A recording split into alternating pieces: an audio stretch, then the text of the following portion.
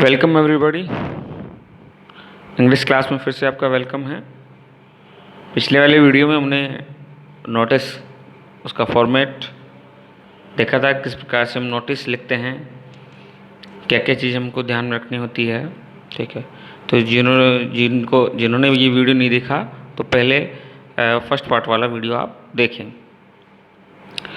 अब देखते हैं कि अब और जो है डिफरेंट टाइप के जो नोटिस हैं उनको हम कैसे कर सकते हैं। तो यहाँ पे इम्पोर्टेंट जो नोटिस हैं जो कि एग्ज़ाम्स के लिए बहुत इम्पोर्टेंट हैं वो हम यहाँ पे डिस्कस करेंगे।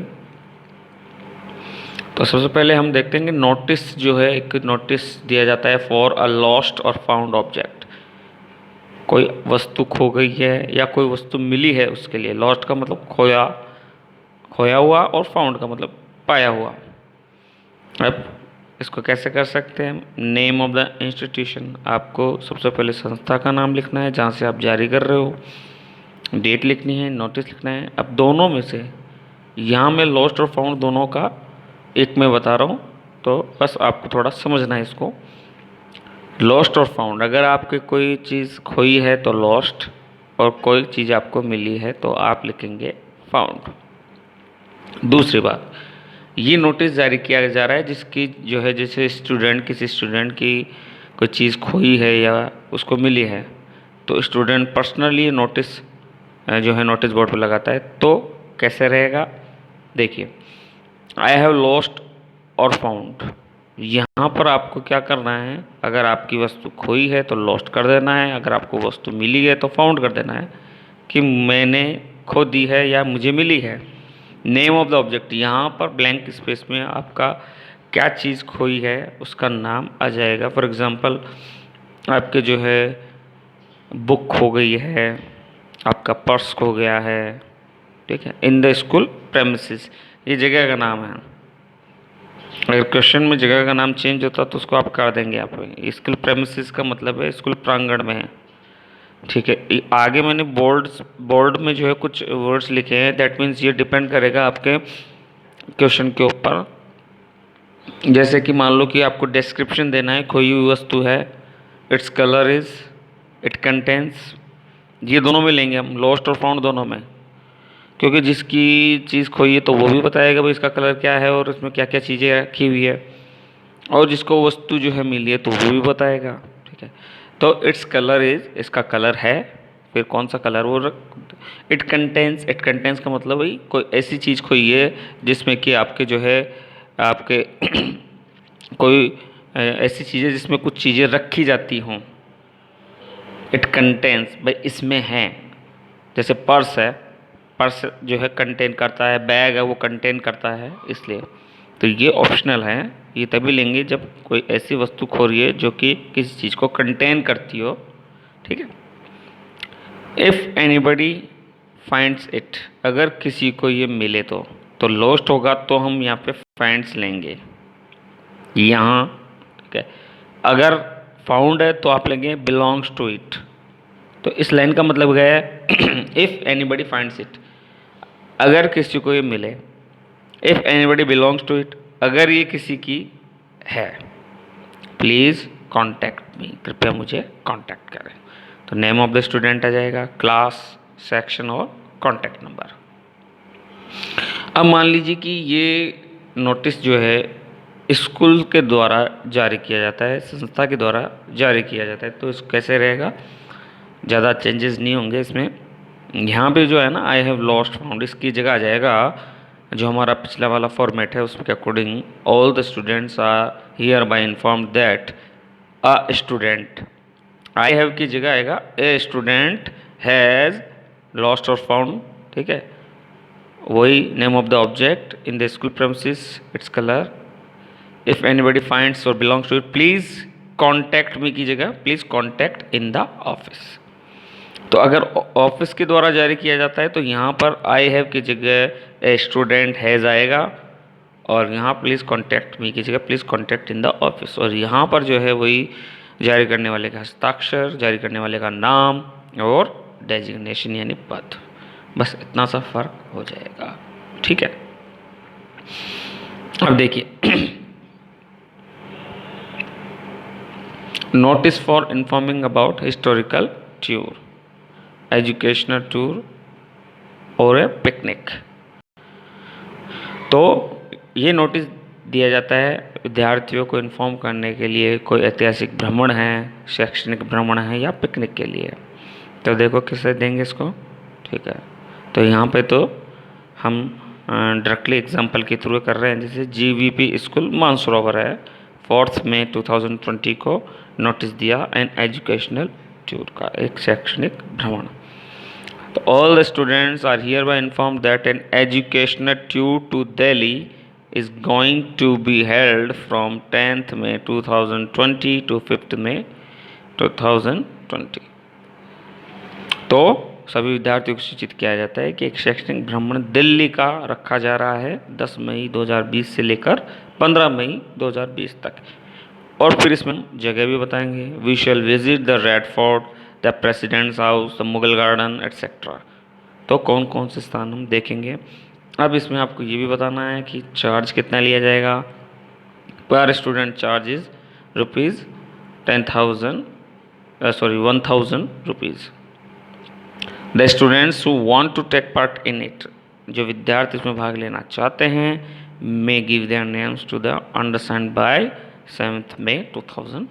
जो विद्यार्थी इसमें भाग लेना चाहते हैं वो अपना नाम 7 मई 2020 तक दे दे, ठीक है। तो इस तरह से हम ले सकते हैं। तो हिस्टोरिकल टूर में भी वो रहेगा और पिकनिक में भी। चलिए, सिग्नेचर, नेम, डेजिग्नेशन वो कब हो जाएगा, ठीक है।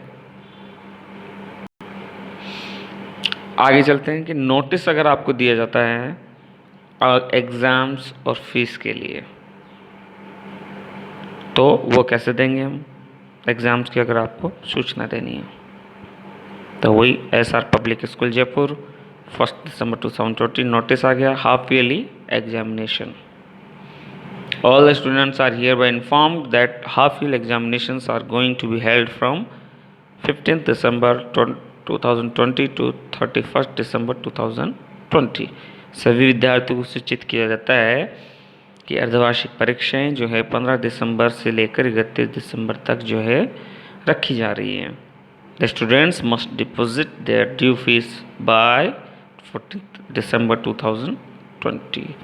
विद्यार्थियों को अपनी बकाया फीस जो है 14 दिसंबर 2020 तक जमा करानी है। RK सिन्हा, ठीक है, राजकुमार सिन्हा, एग्जामिनेशन इंचार्ज। तो इस तरह से हम जो है हाफ ईयरली एग्जामिनेशन या एनुअल एग्जामिनेशन जो है उसकी सूचना देनी है। अब मान लो कि केवल फीस का ही होता मामला, तो हम क्या करते हैं, केवल इसको हटा देते हैं यहाँ से, दैट के बाद में पूरा हट जाता और ये केवल इतना चाहता है student must deposit their due fees by 14 December. इस तरह से हम ले लेते हैं। ओके, अब मान लीजिए कि ये आपके ब्लड डोनेशन जो है कैंप का होता, रक्तदान शिविर का। तो इसको हम कैसे करते फिर, इसको हम फॉर्मेट के अकॉर्डिंग, ठीक है, फॉर्मेट के अकॉर्डिंग जो फर्स्ट पार्ट में फॉर्मेट बताओ उसके अकॉर्डिंग आप, ठीक है, कुछ माइनर चेंजेस होते हैं इसमें केवल, ठीक है। तो कैसे करेंगे वो मैं इसमें बता देता हूँ आपको, ठीक है। जैसे यहाँ पे है तो यहाँ पे आ जाएगा जैसे कि blood donation camp. Okay, all the students are here bye informed that.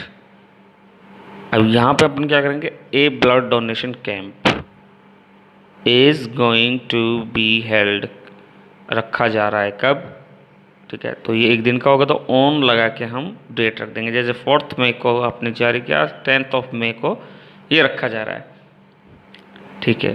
अब क्या ये लाइन इसमें आएगी नहीं, हम डायरेक्टली इस लाइन से लिखेंगे फिर the students who want to.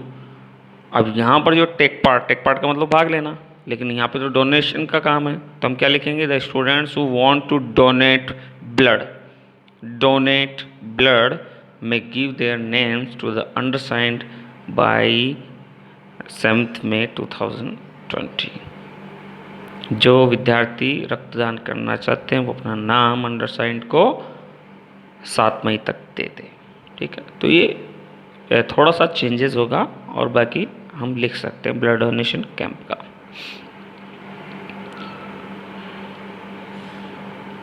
अब देखिए नेक्स्ट, एक आपके नोटिस होता है notice for magazine publication. School की जो मैगजीन है उसका जो प्रकाशन होता है वो छपती है, तो उसके लिए विद्यार्थियों से जो है उस मैगजीन के लिए कुछ आर्टिकल, कुछ पोएम्स वगैरह जो है मांगी जाती है। तो वो कैसे करेंगे हम? SN senior secondary school Shivdaspura, ठीक है, name of the institution 1 July 2020। Articles for school magazine, क्योंकि जो है हमारा टॉपिक ये करेगा क्योंकि हम स्कूल मैगजीन के लिए आर्टिकल्स को इनवाइट कर रहे हैं, आर्टिकल्स मांग रहे हैं हम। तो all the students are here bye inform that the school magazine is going to be published. अब पब्लिश का मतलब यहाँ पे जो होता है प्रकाशन होना, ठीक है।